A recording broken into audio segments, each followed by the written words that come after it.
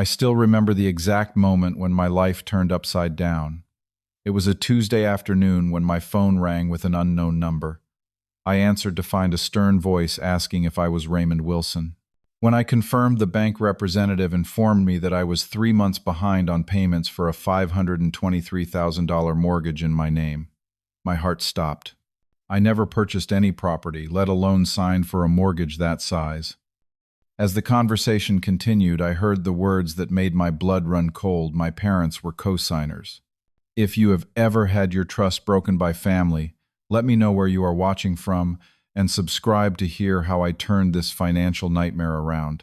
The bank representative continued talking, but my mind was racing too fast to fully process her words. I sat down at my kitchen counter, the Seattle skyline visible through my apartment window, trying to make sense of what I was hearing. Mr. Wilson, according to our records, you took out this mortgage approximately 8 months ago. The property is located in Bellevue, and payments were being made regularly until 3 months ago. There must be some mistake, I insisted, my voice stronger than I felt. I never purchased any property. I certainly never signed for a mortgage that large. Sir, we have all the paperwork on file with your signature. The loan was approved based on your excellent credit history and income verification. I ran my hand through my hair, a nervous habit from childhood. At 32, I had built a stable life as a software engineer at a respected tech company. I prided myself on my financial responsibility, maintaining a near-perfect credit score, setting aside 20% of each paycheck for retirement, and building a healthy emergency fund. The thought of a delinquent $500,000 loan in my name made me physically ill. I need to see these documents, I said firmly. I want copies of everything you have with my supposed signature on it. The representative agreed to email the documentation, and I ended the call with shaking hands. While waiting for the email, I logged into my credit monitoring service. There it was, a mortgage loan that had appeared 8 months ago that I had somehow never noticed during my routine financial reviews. And now it showed 3 missed payments, causing my carefully curated credit score to plummet nearly 100 points. When the email arrived, I immediately recognized the forgery. The signature looked similar to mine, but with subtle differences in the way the R was formed and how the letters connected. The property address listed was for an upscale neighborhood in Bellevue, exactly the type of place my younger sister Amanda had always talked about living in. Amanda, 3 years younger than me, had a history of financial carelessness that stretched back to her teenage years. Our parents had paid off her maxed-out credit cards multiple times, covered her rent when she spent her money on designer clothes, and even bought her a new car after she totaled her first one while texting. Throughout our lives, my parents had a pattern of rushing to Amanda's rescue while expecting me to handle my own problems. With growing certainty about what had happened, I called my parents. Mom answered with her usual cheerful tone, but when I mentioned the mortgage, her voice changed. "Oh, that," she said vaguely. "Can we talk about this when your father gets home from golf?" "No, Mom. We need to talk about this now. Why is there a mortgage in my name for a property I know nothing about? Raymond, do not use that tone with me. This is a family matter that we need to discuss in person." I ended the call and immediately got in my car for the 40-minute drive to my parents' suburban home. By the time I arrived, my father's car was in the driveway. I found them both sitting stiffly in the living room, looking like students called to the principal's office. "Explain," I said, dropping the mortgage documents on the coffee table between us. My father cleared his throat. "Son, sometimes families need to help each other out. Your sister found her dream home, but her credit was not quite where it needed to be for approval. So you forged my signature on a mortgage application. Do you understand that is fraud? It is a crime." My mother flinched at the word crime. "We did not forge anything. We just helped Amanda with the application process." "Then how did my signature get on these documents?" A long pause followed. Finally, my father spoke. "We thought it would just be temporary. The plan was to refinance once Amanda got her promotion. You were never supposed to find out because it was not going to affect you." My mother leaned forward. "Raymond, your sister really needed this house for her mental well-being. You know how she struggles with anxiety in small spaces." The justifications continued, each one more infuriating than the last. I learned that Amanda had not made a payment in 3 months because she had decided to quit her marketing job to find herself and start an online influencer career. The bank was threatening foreclosure, and my parents could not cover the payments on their retirement income. "We thought you might be willing to help out for a few months," my father suggested. "Just until Amanda gets back on her feet with her social media brand." I stared at them in disbelief. "You committed fraud using my identity, potentially ruined my credit score and financial future. And now you expect me to make the payments on a house I do not own and never agreed to buy." "We are family," my mother said, as if those 3 words explained and excused everything. Family helps family. I left my parents' house that day with a crushing weight on my chest. On the drive home, my sister Amanda called, clearly having been briefed by our parents. "Ray, do not be so dramatic," she said casually. "I will totally pay you back once my Instagram starts monetizing. It is just going to take some time to build my follower count. Amanda, this is not about borrowing $20. This is fraud. This is my financial future." "God, you have always been so selfish," she snapped. "Some of us are trying to build something meaningful instead of being corporate robots. The least you could do is help family when we need it." I hung up before I said something I would regret. Back home, I spent the night researching identity theft and mortgage fraud, the full magnitude of my situation becoming increasingly clear as the hours passed. The next weeks were a blur of anxiety and sleepless nights. My mind constantly replayed childhood memories in a new, harsher light. My sister receiving a car for graduation, while I got to watch my parents attending every one of Amanda's dance recitals, but missing my debate championships because they conflicted with their schedule. The constant praise for her artistic spirit, while my academic achievements were expected rather than celebrated. I had always attributed the differences in our treatment to our different personalities and interests.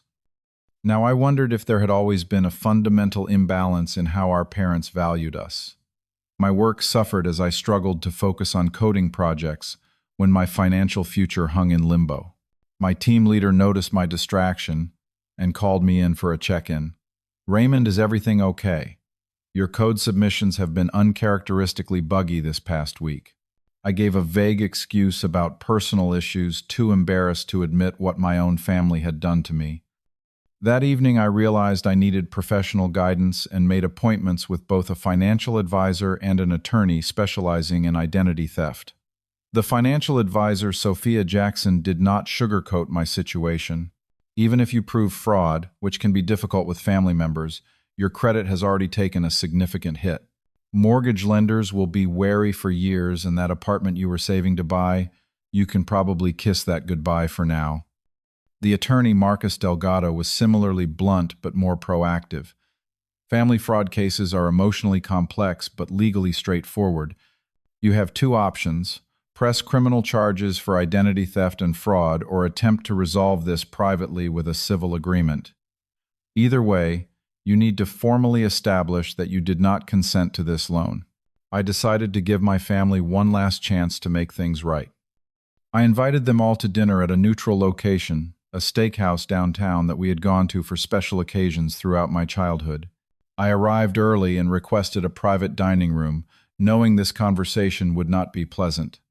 My parents arrived first, looking nervous but smiling. Amanda showed up 20 minutes late, scrolling through her phone as she sat down without an apology.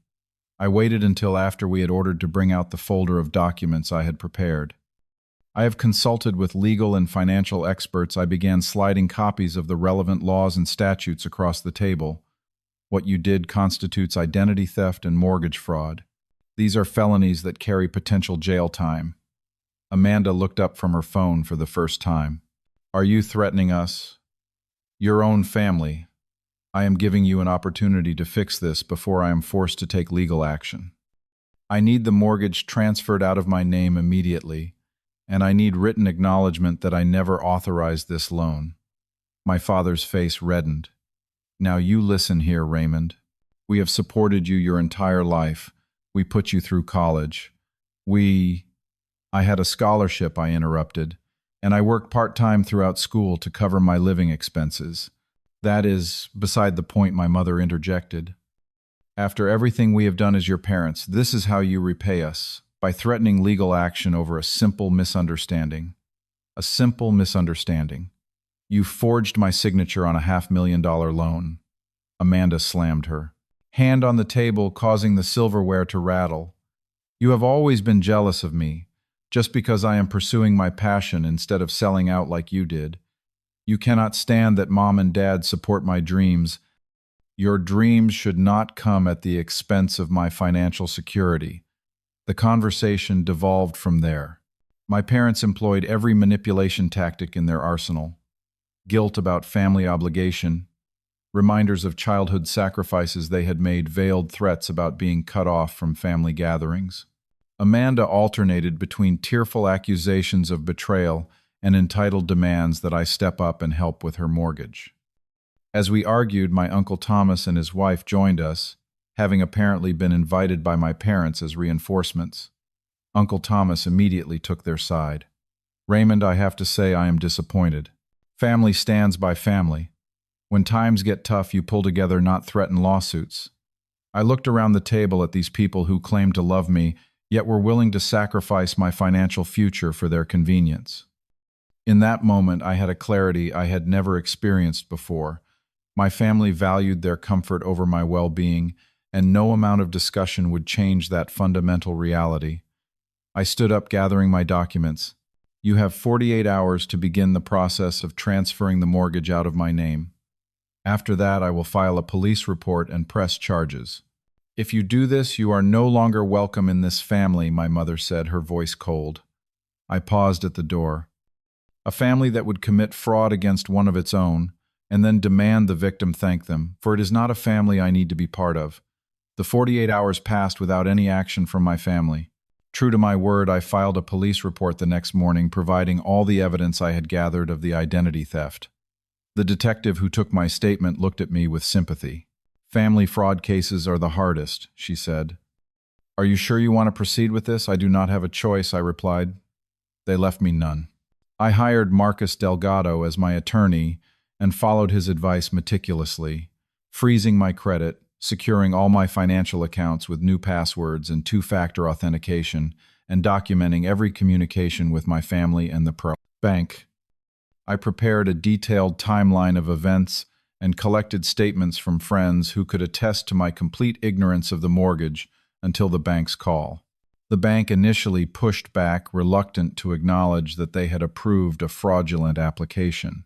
Their representative suggested that family financial arrangements were outside their purview and implied that I had simply changed my mind about helping my sister. Marcus was ruthless in response. My client is prepared to file complaints with the Consumer Financial Protection Bureau, the Federal Trade Commission, and the State Attorney General's Office regarding your institution's failure to verify authentic signatures, prevent obvious fraud. Additionally, we will pursue damages for the harm to his credit rating and the considerable stress this situation has caused. Faced with potential regulatory scrutiny, the bank's tone changed. They launched a formal fraud investigation and assigned a special investigator to my case. As the legal process began, the emotional toll intensified. Friends offered support, but few could truly understand the betrayal I felt. My colleague Jordan, however, shared that his identity had been stolen by his brother for credit cards. The hardest part is not the financial mess, he told me over lunch one day. It is accepting that someone who was supposed to love you saw you as nothing more than a resource to exploit. Unexpectedly, my mother's sister, Aunt Patricia, reached out to me. We had never been particularly close, but she had experienced my sister's entitlement firsthand at family gatherings. I want you to know that not everyone in the family thinks you are wrong, she told me, over coffee. What they did was unconscionable, and you have every right to protect yourself. Her support strengthened my resolve as my parents escalated their counterattack. They began telling extended family members and mutual friends that I was having a mental breakdown, that I had initially agreed to co-sign the loan but was now fabricating the fraud story after a fight with Amanda. Some believed them, sending me concerned messages suggesting therapy and reconciliation. Amanda took her campaign public, posting tearful videos on her fledgling Instagram account, about how her successful brother was trying to make her homeless because of a misunderstanding. She carefully edited the story to make it sound like I had verbally agreed to help, but was now vindictively backing out. The financial strain grew as legal bills mounted. I had to dip into my emergency savings while continuing to worry about the damage to my credit and future financial options. There were moments of doubt, late at night when the weight of family estrangement hit hardest, when I questioned if I was overreacting. Perhaps I should just accept the loss and move on to preserve some semblance of family connection. Then came the breakthrough that eliminated all doubt. The bank's forensic document examiner confirmed that the signatures on the mortgage documents were forged, not just mine, but also some of my financial statements that had been altered to show a higher income than I actually earned. Furthermore, my attorney discovered that this was not my parents' first venture into financial fraud. 7 years earlier, they had opened credit cards in my grandfather's name after his death, using the cards for months before the estate discovered the accounts during probate. The matter had been settled privately then, with my parents agreeing to repay the charges to avoid criminal charges. The most damning evidence came from Amanda herself. In response to a formal discovery request, she was forced to turn over text messages between her and our parents discussing the mortgage application.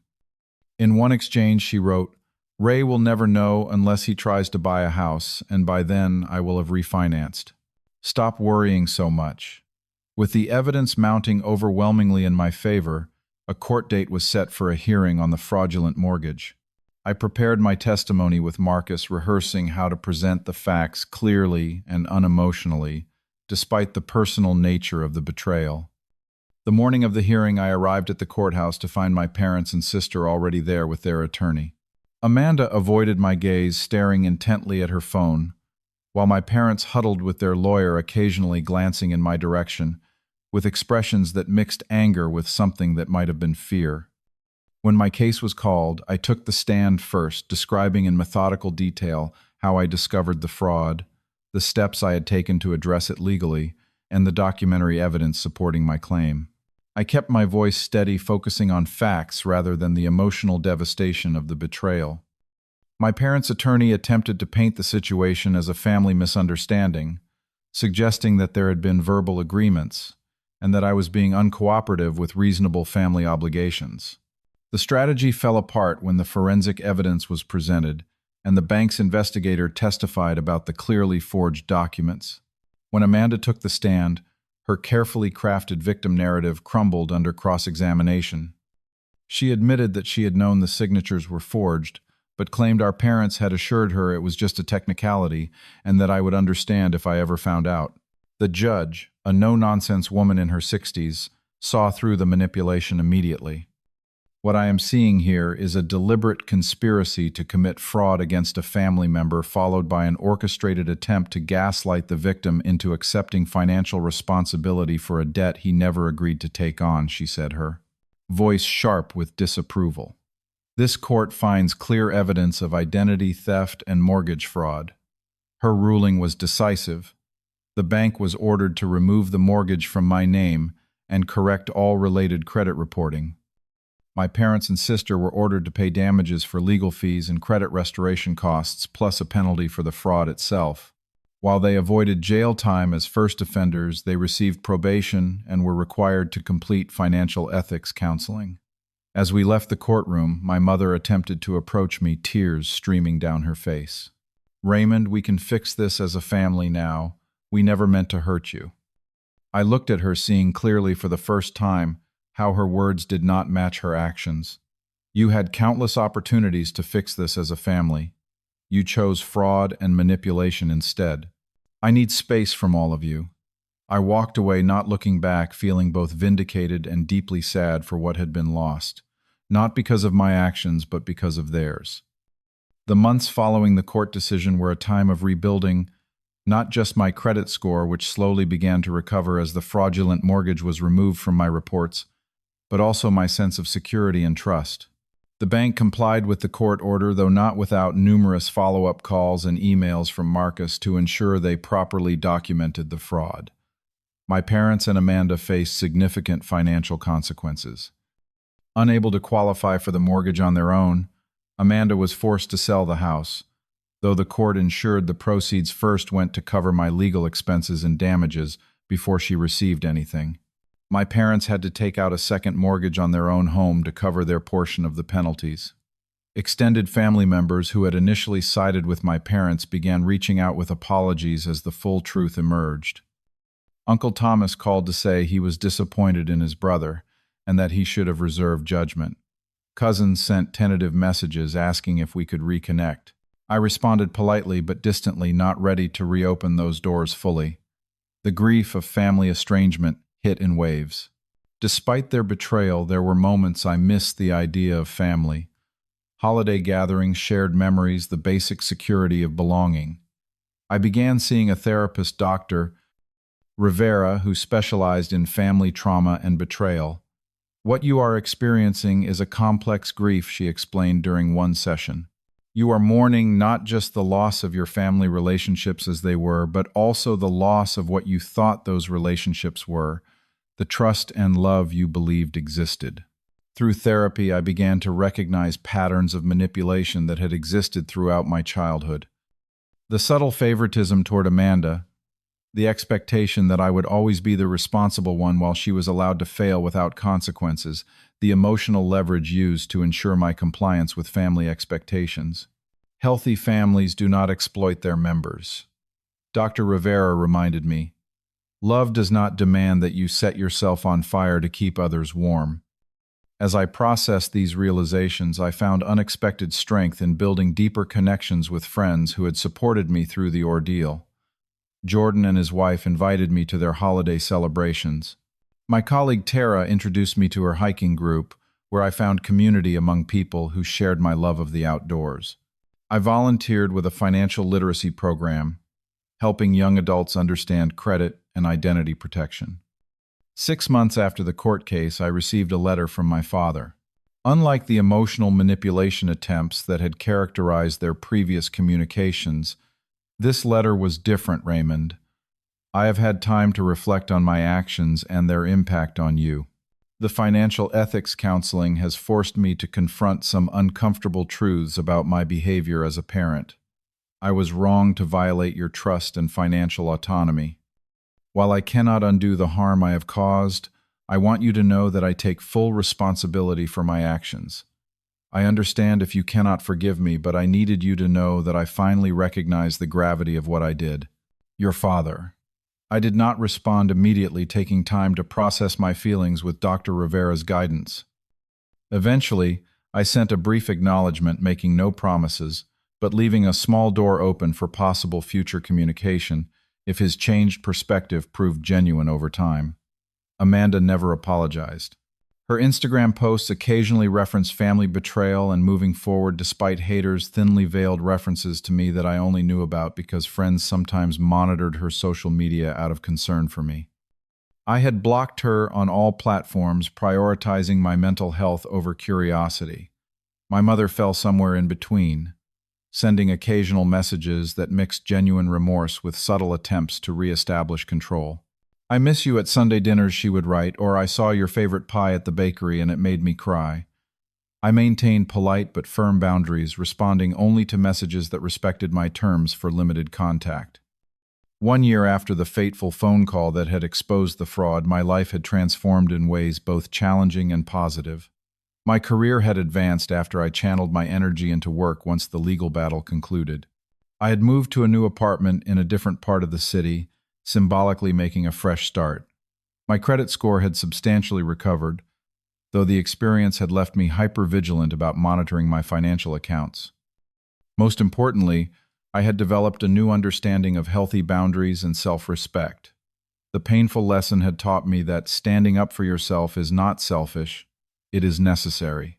I had learned that family should be defined by mutual respect and support, not exploitation disguised as love. And I had discovered my own resilience, finding strength I never knew I possessed until it was tested by those who should have protected me. On the anniversary of that life-changing phone call, I received an unexpected message from my father asking if we could meet for coffee. After consultation with Dr. Rivera, I agreed to a brief meeting in a public place. To my surprise, he came alone without my mother or any attorney. I sold my golf club membership to finish paying your legal fees, he told me, his voice quieter than I remembered. It was the right thing to do. It was a small step, but perhaps the beginning of a different kind of relationship, one based on respect rather than obligation, on genuine remorse rather than entitlement. Only time would tell. What I know with certainty is this: true family does not exploit you. Love does not justify abuse. And sometimes the most powerful act of self-love is walking away from those who would sacrifice your well-being for their convenience. Have you ever had to stand up to family who violated your trust? Share your experience in the comments and subscribe for more stories about finding strength in difficult situations. Remember, protecting yourself is never selfish. It is an act of self-respect that everyone deserves. Thank you for listening, and I hope my journey helps you find courage in your own.